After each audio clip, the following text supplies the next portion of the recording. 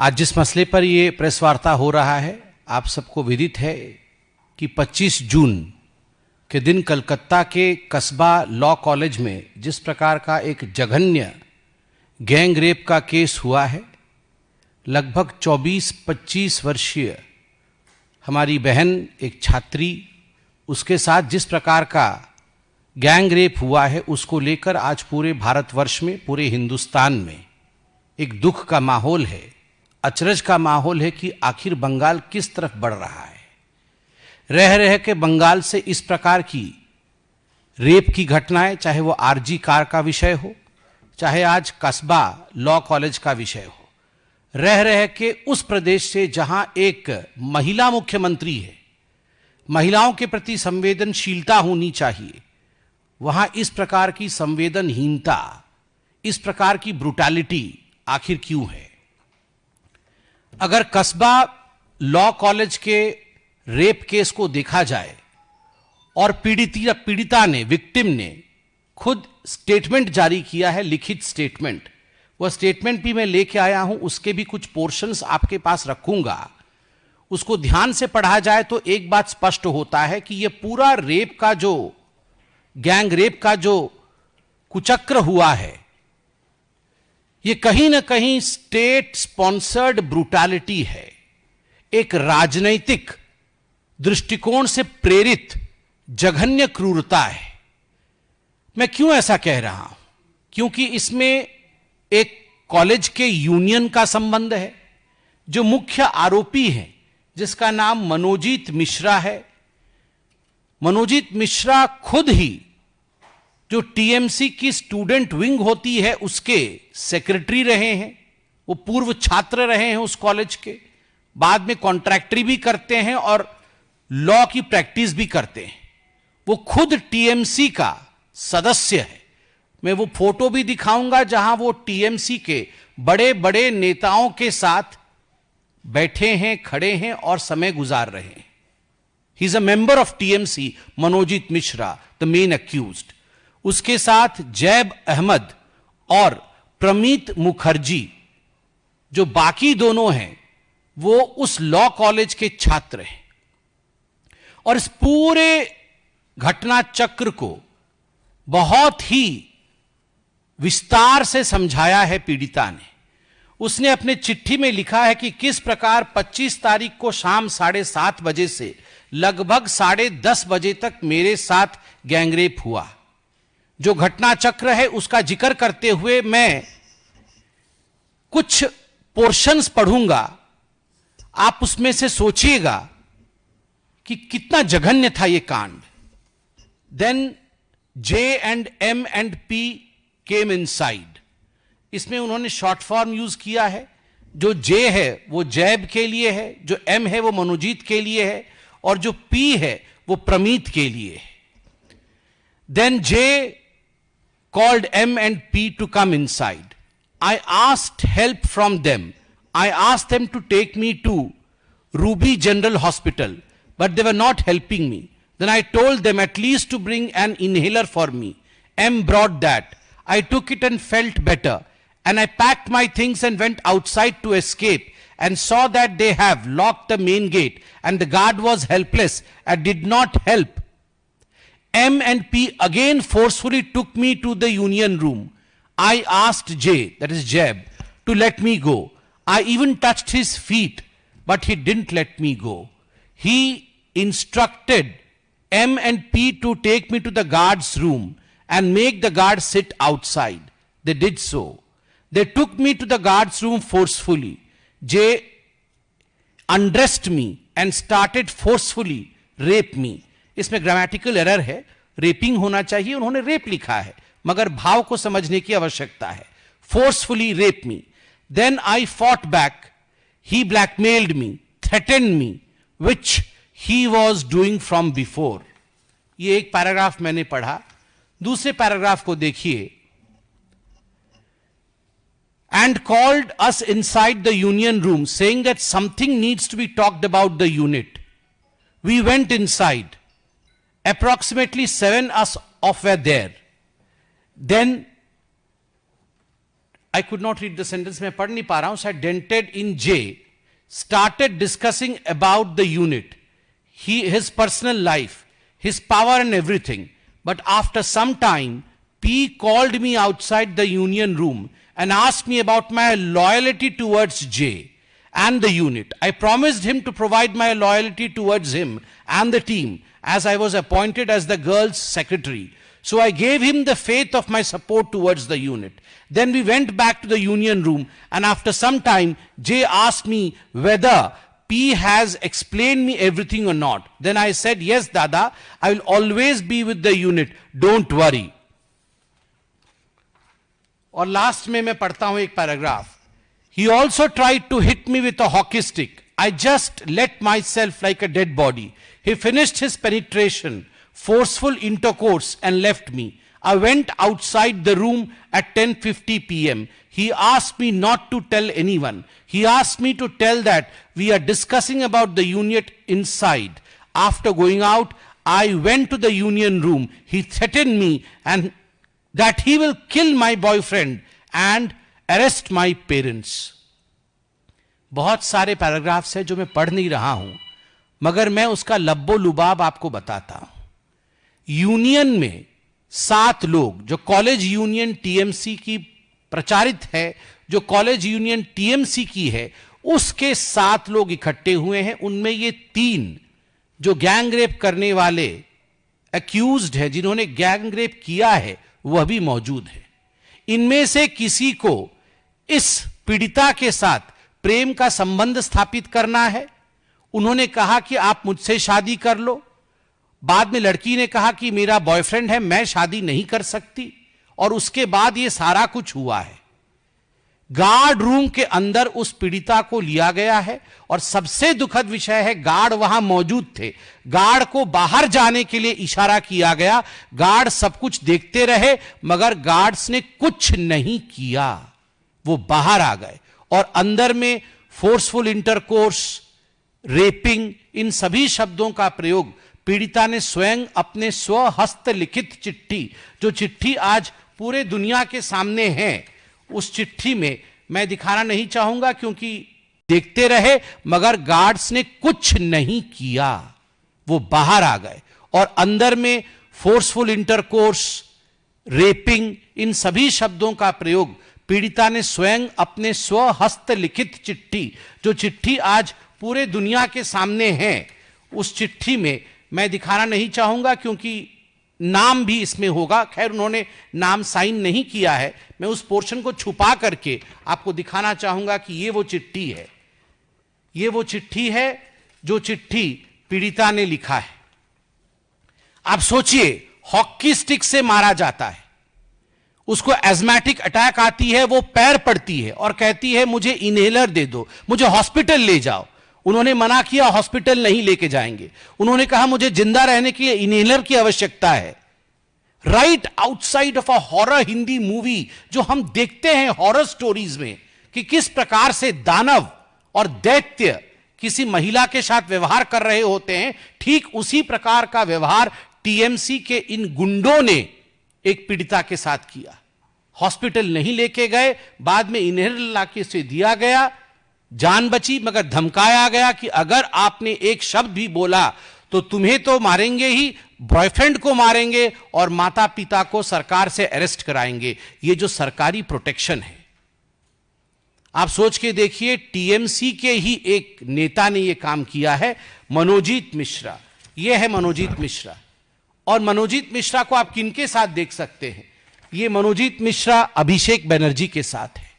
यह मनोजीत मिश्रा है मिनिस्टर चंद्रिमा भट्टाचार्य के साथ, जो ममता बनर्जी की काफी नजदीकी मंत्री मानी जाती है. यह मनोजीत मिश्रा है टीएमसी की काउंसिलर और ममता बनर्जी की सिस्टर इन लॉ कजारी बनर्जी के साथ, कजरी बनर्जी के साथ.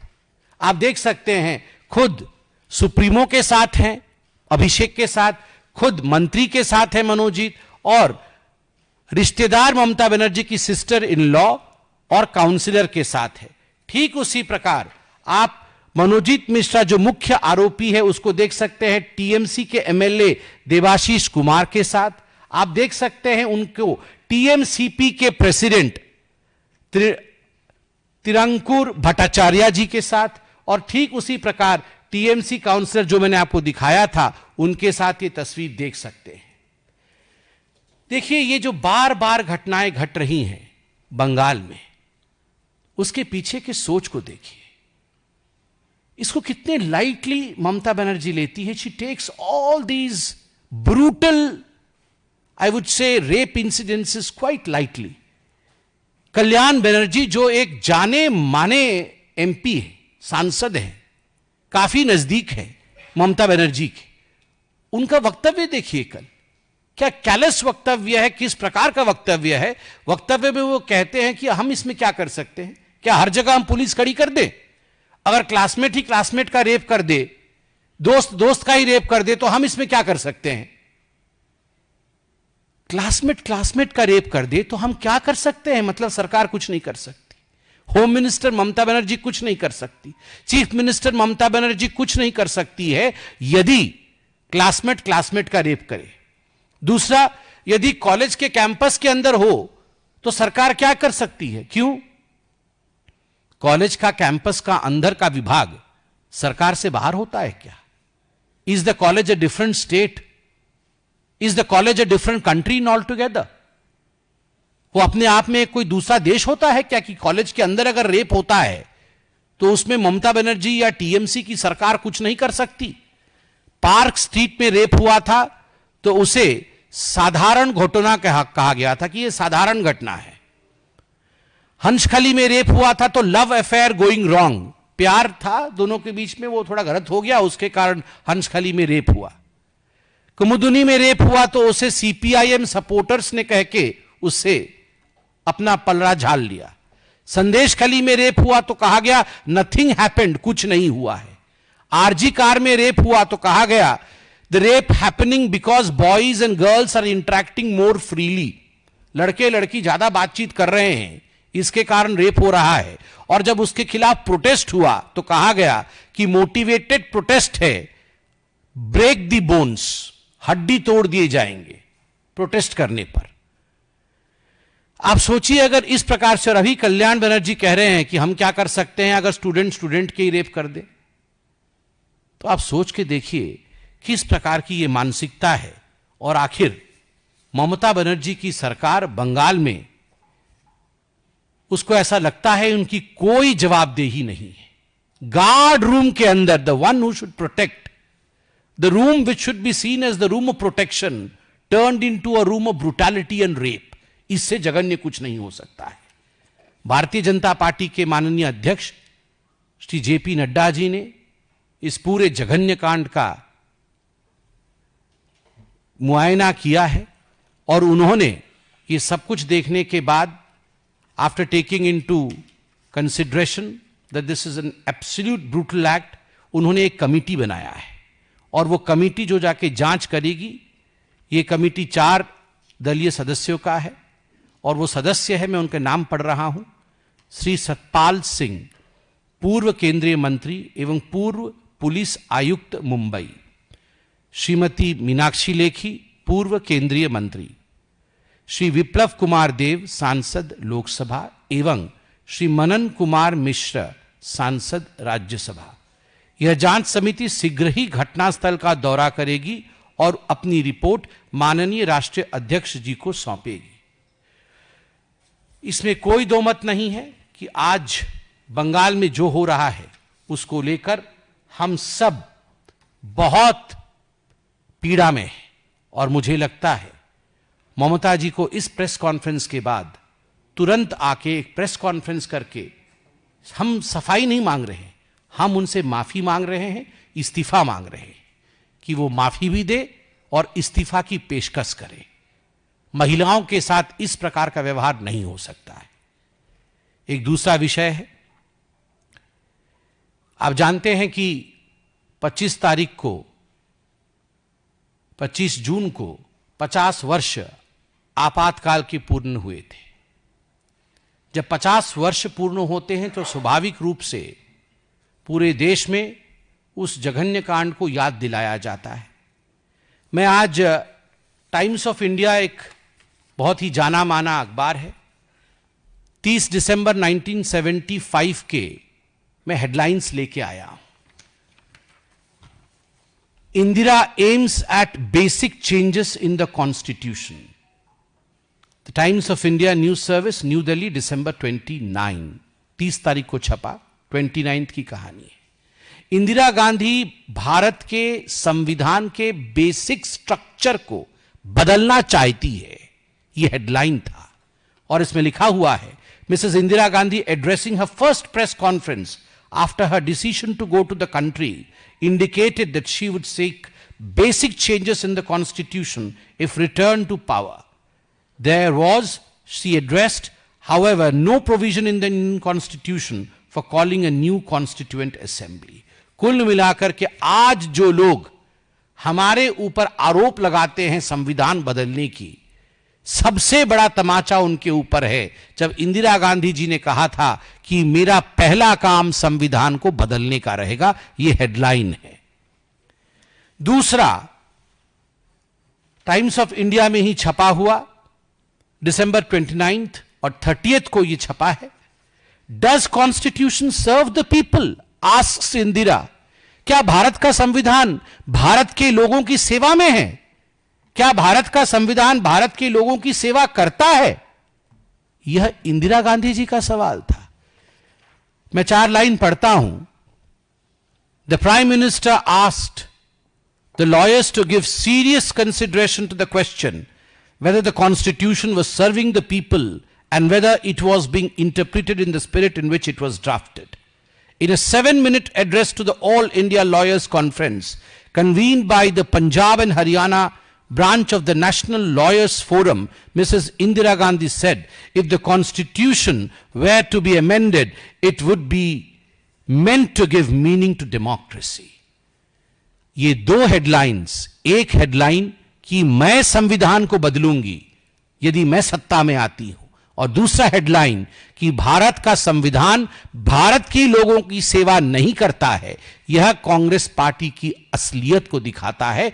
और कांग्रेस जो 50 वर्ष के इमरजेंसी लागू होने के पश्चात जब भारतीय जनता पार्टी संविधान हत्या दिवस मना रही थी तो कांग्रेस पार्टी तिलमिला रही थी, उसका जवाब है। धन्यवाद। कोई प्रश्न पूछना चाहें तो अवश्य पूछें। दीपक Choubey.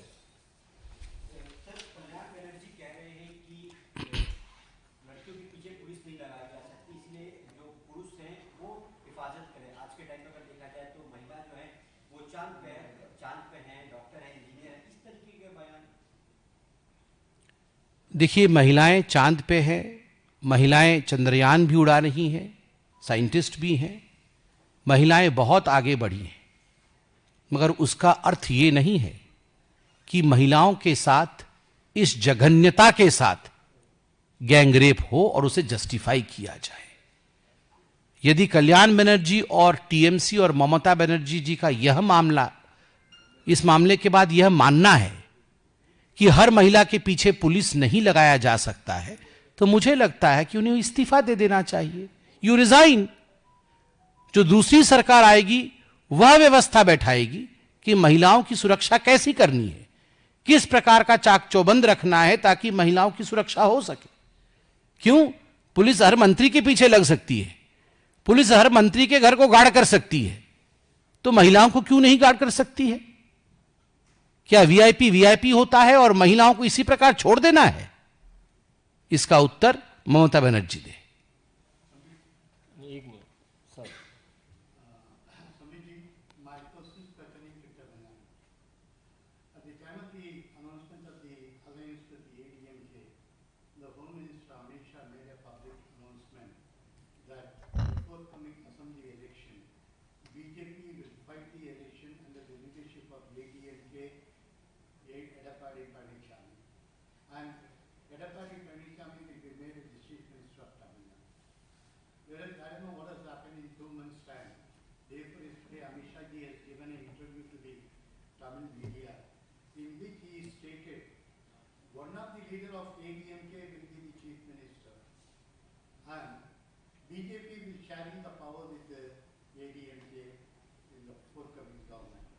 Whereas today, ADMK made it very clear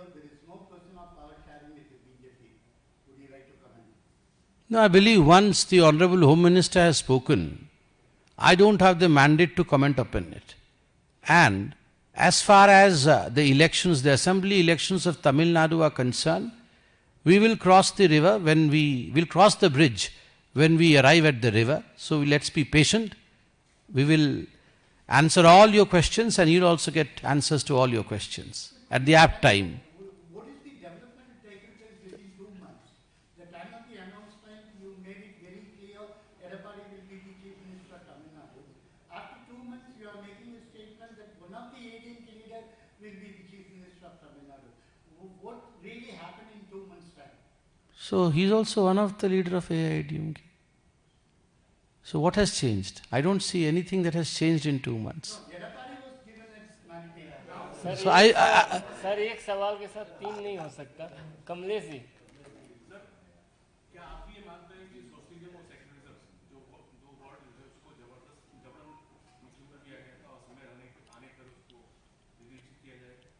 देखिए, मेरा बहुत स्पष्ट मानना है कि 25 जून 2025 ये 50 वर्ष इमरजेंसी के लागू होने के थे और उस समय देश के भिन्न भिन्न हिस्सों पर, चाहे वो भारतीय जनता पार्टी हो, चाहे वो बुद्धिजीवी वर्ग हो, उन्होंने बहुत सारे गवेषणा हो, स्पीचेस हो, सेमिनार्स हो, उसके माध्यम से अपने मंतव्यों को रखा है। और एक डेमोक्रेटिक कंट्री में बार बार इमरजेंसी की कुरीतियों को, इमरजेंसी की खामियों को डिस्कस करना ये हमारा धर्म है, ताकि दोबारा हमारे देश के संविधान के साथ कोई खिलवाड़ ना हो सके, हमारे देश के संविधान को ताक पे न रखा जा सके और हम उसी प्रकार की परिस्थिति को न भुगते। इसलिए मुझे लगता है कि हम सबको आज इसी बात पे फोकस करना चाहिए कि कांग्रेस पार्टी को इधर उधर नहीं जाकर, इधर उधर के सवाल नहीं पूछकर केवल और केवल आके माफी मांगनी चाहिए। 50 वर्ष पूर्ण हुए, हमें माफ कर दीजिए, हम हाथ जोड़ के माफी मांगते हैं कि हमारे लोगों ने इमरजेंसी लगाया था।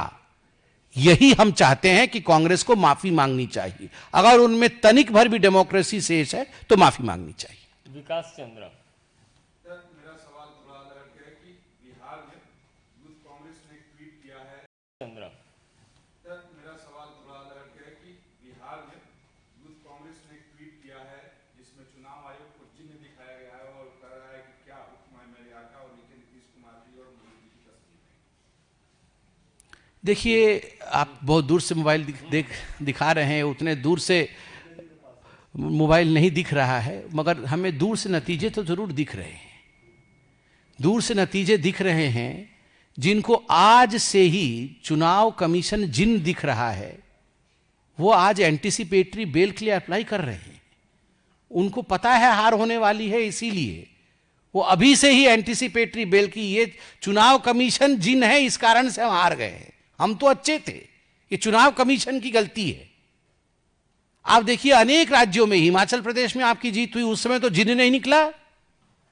उस समय की कहानी भिन्न और अभी की कहानी जिन्न, ऐसे नहीं होगा। जीत पे भिन्न, हार पे जिन्न, ये इस प्रकार की बातें नहीं होंगी। आपको मीठा मीठा गप गप, कड़वा कड़वा थू थू, ये नहीं चलने वाला है डेमोक्रेसी में। कड़वा कड़वा भी पीना पड़ेगा, क्योंकि काम भी आपने ऐसे कड़वा कड़वा किया है। आसिफ है नहीं। सर, टीएमसी का दिल्ली में पीसी थे, उन्होंने आरजेकर को लेकर कहा कि टीएमसी से कोई लेना देना नहीं, हमारा पार्टी क्या करता है। आजेकर या कस्बा को लेकर, लॉ कॉलेज को लेकर के, और उन्होंने इलेक्शन कमीशन पर भी सवाल खड़े कर दिया और केंद्र सरकार पे कि एनआरसी बैकडोर से लाना चाहती है। मतलब आपका सवाल मैं इसलिए दोहरा रहा हूं क्योंकि आपकी साउंड नहीं जा रही होगी और जनता को यह सवाल जानना चाहिए। पत्रकार बंधु ने पूछा है कि टीएमसी का आज ही प्रेस कॉन्फ्रेंस था, जिस प्रेस कॉन्फ्रेंस में पत्रकार बंधु जी कह रहे हैं कि टीएमसी ने कहा कि कस्बा लॉ कॉलेज में जो रेप की जघन्य कांड हुई है उससे उनका कोई लेना देना नहीं है, और उन्होंने उल्टे केंद्र सरकार पर सवाल उठा दिया है कि आप पीछे के दरवाजे से एनआरसी लाना चाहते हैं। शर्म नहीं आती है ये टीएमसी को? They should be shameful about it. जब सवाल कस्बा के लॉ कॉलेज में एक पीड़िता के साथ हुए गैंग रेप के बारे में पूछा गया, तो वो कैसे कह सकते हैं हमारा लेना देना नहीं है? कस्बा लॉ कॉलेज कहां है? बंगाल में है। पीड़िता आपकी बेटी है। हम गवर्नेंस में हैं, हम अपने नागरिकों के प्रति इस प्रकार के शब्दों का प्रयोग नहीं कर सकते हैं कि कोई लेना देना नहीं है। अरे जो मेन एक्यूज्ड है, जिसने रेप किया, वो आपके छात्र संघ का सेक्रेटरी रह चुका है, सेक्रेटरी मनोजीत, उसने रेप किया है। और बाकी 2 छात्र जो हैं वह भी आपके सदस्य हैं छात्र संघ के, और फिर लेना देना कैसे नहीं है? यही जो सोच है, लेना देना नहीं है, इसी के खिलाफ आज हम बात कर रहे हैं।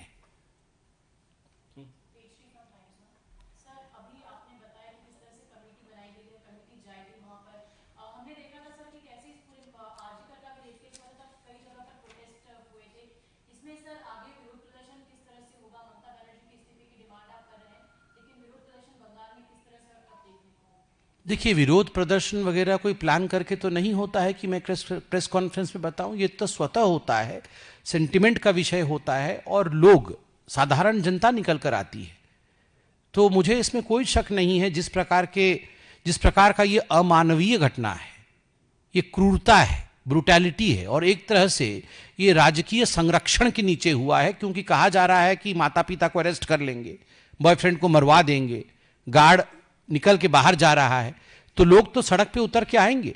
ये लोगों के विवेक के ऊपर है और लोगों के मत के हिसाब से। एक डेमोक्रेटिक कंट्री है, लोग बाहर कब निकलेंगे, लोग किस प्रकार से शांतिप्रिय डेमोन्स्ट्रेशन करेंगे, ये लोगों के ऊपर है। कुमार गौरव सर, संगठन चुनाव के लिए आप लोगों ने कई पदाधिकारियों को घोषित किया है राज्यों के लिए। क्या पार्टी को नया राष्ट्रीय अध्यक्ष जल्दी मिलने जा रहा है? ये मेरा मैंडेट नहीं है, और मुझे लगता है जब होगा तो आपको मालूम पड़ेगा। इस विषय पे पार्टी बोलेगी। आमोद राय एक महत्वपूर्ण प्रश्न आया है असदुद्दीन ओवैसी की तरफ से, और बार बार ये कह रहे हैं, आज उन्होंने ट्वीट भी किया इस बात को, कि बिहार में जो नया नाम जोड़ा जा रहा है वोटर लिस्ट में, उसको एक तरह से भाजपा और जो केंद्र सरकार है वो एनआरसी लागू करने की कोशिश के तहत कर रही है। देखिए, ये एनआरसी इत्यादि का विषय समय समय पर कुछ लोग अपने राजनीतिक फायदे के लिए उठाते रहते हैं। तो मुझे लगता है इसमें हमें ज़्यादा कमेंट करके, विषय को कॉम्प्लिकेटेड करके लोगों में भ्रम की स्थिति पैदा नहीं करनी चाहिए। जो लोग राजनीतिक फायदा चाहते हैं, लोगों को डराने के लिए इस प्रकार के शब्दावली का प्रयोग करते हैं। भारत के लोग बहुत समझदार हैं, वो सब जानते हैं कि बीजेपी क्या करती है और बाकी पॉलिटिकल पार्टी क्या करती है, इसलिए लोग भ्रमित नहीं होने वाले हैं इस प्रकार की बातों से। और वैसे भी असदुद्दीन ओवैसी जी जाके अभी ऑपरेशन सिंदूर के बारे में बाहर अच्छी अच्छी बातें करके आए हैं, देश के हित को रख के आए हैं।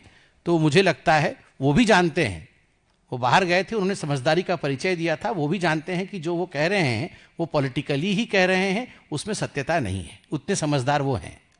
विकास चंद्रा सर, मेरा सवाल एक है कि अभी आपने आपातकाल की चर्चा की, कांग्रेस ने एक बयान जारी किया है और आपके पंचनिष्ठा से एक लाइन उन्होंने उठाई है वेबसाइट से, और कहा है कि खुद ही इनके वेबसाइट पर सोशलिज्म शब्द है, लेकिन हमसे कहते हैं कि संविधान से इसे हटाओ।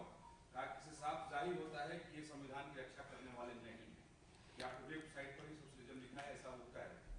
देखिए, आप ध्यान से पढ़िए, कांग्रेस के वेबसाइट में तो करप्शन लिखा है, उनके वेबसाइट में और उनके डीएनए में ही करप्शन लिखा है कि कांग्रेस का डीएनए जो रहा है। और मैं महात्मा गांधी जी के कांग्रेस की बात नहीं कर रहा हूं, ये गलतफहमी में मत रहिए। वो कांग्रेस पार्टी और ये कांग्रेस पार्टी अलग अलग है। ये इंदिरा कांग्रेस है, कांग्रेस आई। तो इसलिए ये जो जनता के मन में वहम रहता है कि वो कांग्रेस पार्टी वही वाली कांग्रेस पार्टी चली आ रही है, नहीं भैया। महात्मा गांधी जी की कांग्रेस तो भारत के लिए लड़ रही थी, और महात्मा गांधी जी ने कहा था ये तो समाप्त कर देना है कांग्रेस पार्टी को। ये तो महत्वाकांक्षा के लिए परिवार ने कांग्रेस बनाया, जिसका नाम कांग्रेस आई है। और कांग्रेस आई के डीएनए में वी है ही नहीं, उसमें केवल मी है, आई है। केवल मैं, मेरा परिवार, मेरे परिवार का भरण पोषण, करप्शन, यही उनके डीएनए में है। और इस कारण से मुझे लगता है कांग्रेस किसी को पाठ ना पढ़ाए। कांग्रेस पहले अपने आप को देखे, अपने गरिबान में झांके, और उसके बाद किसने सर्वाधिक राष्ट्रपति शासन लगाया है, किसने सर्वाधिक अमेंडमेंट किया है, संशोधन किया है कॉन्स्टिट्यूशन में, उसके विषय में खुद ही जान ले। आंकड़े हैं, साफ हो जाएगा। चलिए अब अगले प्रेस कॉन्फ्रेंस थैंक में यू। बहुत